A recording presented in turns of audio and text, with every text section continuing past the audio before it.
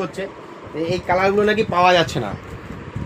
দেখুন আমাদের কাছে হিট কালারগুলো পেয়ে যাবেন একদম 700 টাকার মধ্যে পেয়ে যাবেন।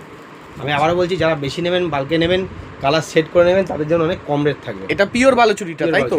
স্বর্ণচুরি বালুচুরি যেটাকে বলে। আচ্ছা, দেখুন এই কালার প্রচুর চাহিদা আসবে, তাই তো?